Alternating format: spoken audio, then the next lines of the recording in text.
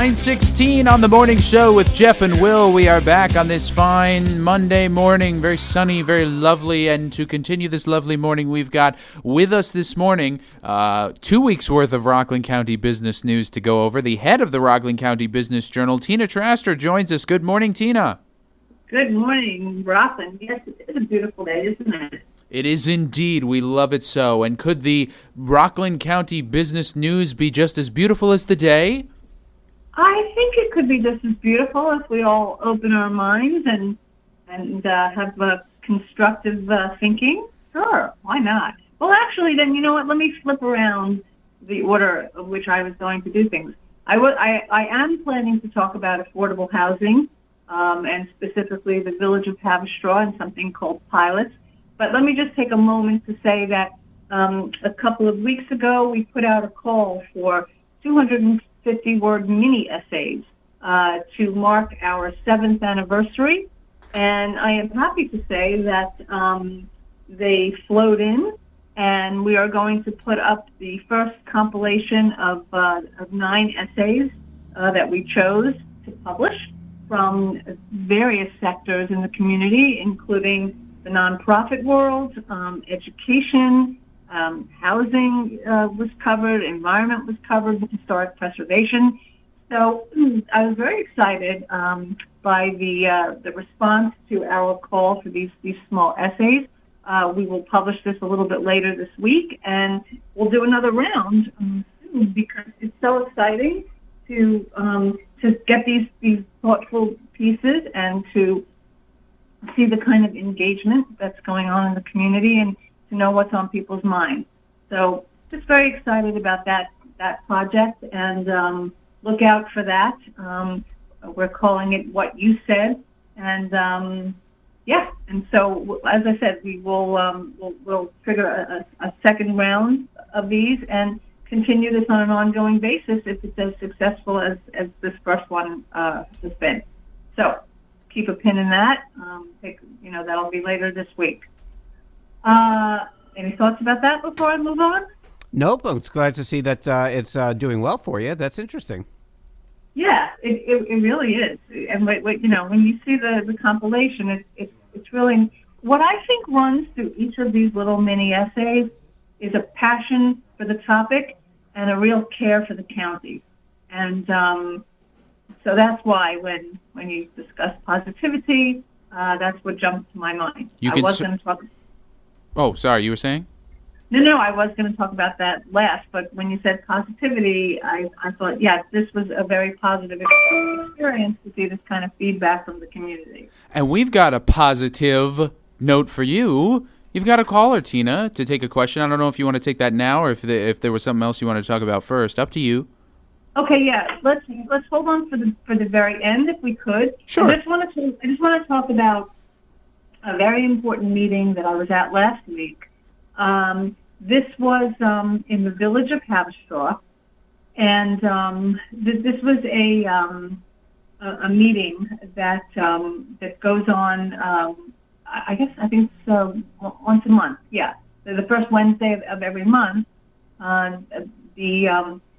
Some 60 human service organizations meet in Haverstraw for a collaborative to discuss issues that they share in common. And in this case, the topic of the day, most urgent topic, is I was going to say affordable housing, but the lack of affordable housing. Alexandra Obremski from the county's office was there, and as were 2 developers who are fighting to make sure that they can gin up the support they need. They have a lot. They have support, but what they need is a sign-off on something called pilots, and we'll come back to that in a moment. But I think one of the most striking things that Obremski said, she gave a little talk about the dire need for affordable housing in the county. And she said 2 things that absolutely jumped out and that we published. One is she said that the last time any affordable housing was built in Rockland County was, take a guess, what year do you think it was? 1912. Almost. 2017. I was Still, just so close. that's a long time. Yes, it is. Considering if you're ever have your ears tuned in to politicians during election time, or generally speaking when they're asked about affordable housing, you would think that affordable housing would really be something front and center. But the truth is that the second thing that she said, which we quoted and published, is, quote, "The county is hostile to affordable housing." She said that affordable housing developers have told her the regulatory process is a nightmare, and that not only is it a nightmare, but she said that what did she say? Hold on, I just lost track of this. Is there a definition she gives for affordable housing? Because we talk about affordable housing. Well, what does affordable mean? And I asked that because you asked me when's the last time there was affordable housing built. There was free housing built for veterans in Orangeburg. It just opened up a couple weeks ago. Right, they cut the ribbon on that, right? And I know you've covered it. We've covered it as well. John Murphy's been spearheading that for years. Free is, I would imagine, considered affordable. But, I mean, what are we talking about when we refer to the phrase affordable housing? Right, there's a formula, okay, that has to do with AMI, and I think it's the essence is this: is that people are not shouldn't have to pay more than 30% of their earnings in order to afford rent or housing costs in general. And for example, she said that she was talking about Haverstraw and the village of Haverstraw. She said 42% of the town of Haverstraw's residents are housing burdened, while 52% of the residents in the village of Haverstraw are spending more than 30% of income on housing costs. So yes, that Veterans Project, and funny you should mention that, because John Murphy was one of the voices in the group of essays that we just published. And yes, we covered that, and yes, that's a wonderful project. But that's not affordable housing. Is she actually? Alexandra also said how that phrase is kind of stigmatized, and she said, maybe what it should be called is attainable housing instead of affordable housing. And then it was interesting to see how the two developers who were there to talk about their respective projects then sort of picked up on the phrase of attainable housing. Now, the reason that the two developers, one is called West Hab, and they're planning 81 affordable housing units, and the other one is the Huntington-based Impact Collective, which is the giant project on the Chair Factory site, which has proposed 307 rent-stabilized, affordable, and workforce housing. What we're talking about here is workforce housing. We're talking about middle class. We're talking about teachers, firefighters, county employees.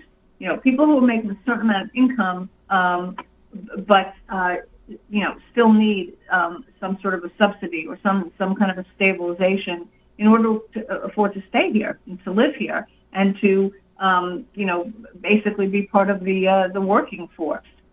So we're not talking about Section 8 housing. We're talking about something that really is about the middle class as much as it is about the working class. And it has to do with formulas based on income. So both of these developers, and then I'll stop for a moment to take a call, but both of these developers need something called a pilot, which is a payment in lieu of taxes. And they've had that sign off from the Rockland County IDA, which is a development agency here in the county that is about promoting economic development. They have the support seemingly of the village of Haverstraw, seemingly of the school district, the county for sure. The holdout is the town of Haverstraw. The town of Haverstraw seems to be kind of stringing them along. There's not been a clarity as to whether they're going to cooperate on this. And essentially the collapse of these two projects could mean the loss of 400 affordable units that are on the table. Another project we talked about, the Columbus, would have been another 100 units, and that was scuttled back in May, when the town of Haverstraw, for reasons that are still unknown, went in and negotiated a deal with the Knights of Columbus to have them donate their buildings to the town, and that put an end to a project that had been in the works for 2 years and would have, like I said, added 100 units. So, again, Alexandra pointed out that the last time an affordable housing project was built was in Nyack, called Nyack Point, and that for all the talk about affordable housing, the real concentration of where this is proposed is in the village of Haverstraw. But I'll take that call before my time runs out. All right, and we've got Ron on the line. Real quick, good morning, Okay, Ron. I have a quick question. I want to know what they're building across the street from ShopRite on Main Street in New City. And then if she has time, I'd like to make a comment about affordable housing. But first, I want to know what are they building there? That's a little commercial. Yeah, a little commercial. There's a big hole in the ground now, sort of like across the street from ShopRite in New City. Any idea what that's going to be? You know what, Ron? I'm kicking myself right now because I drove past that just a couple days ago, and I meant to ask George Homan about that this morning, and I forgot. Shame on me. I will ask him. No, I can't. I did see it. I don't know what it is. Not positive. Tina, No. any ideas what it's going to be? I don't. Unfortunately, I don't have an idea. Yeah, she says she's not positive either. Yeah, I'm not picturing. I'm not sure, but we'll find out. We'll see if it's something significant. What was your comment about affordable? My comment. Wait, hang on a minute. Wait, hang on. I'm just looking at our. It's a senior housing project. Senior housing I'm talking across the street from ShopRite in New City. It doesn't look very big. It was an old house that was on that property. No, it looks like it could support something large. I don't know. Support something. It's a small lot. Yeah, it's not huge, but I mean, it's not small like another single family home. It's not huge, but it's not that small. Yeah, but who knows what it'll be? Yeah, Ron, I'm sorry. Listen, Ron and Tina, No I'm sorry. We have run out of time. We do have another program coming up after this, so I do apologize. Ron, call tomorrow back during our open line hours. Tina, thanks for joining us as always. We appreciate your time and effort. rcbizjournal.com. Sign up for email newsletters, all sorts of stuff. You can contribute a letter, an essay if you want to this project. Go to rcbizjournal.com. Tina, thank you so much for your time as always. We'll talk to you again on Monday. Have a great week. Thanks, you too.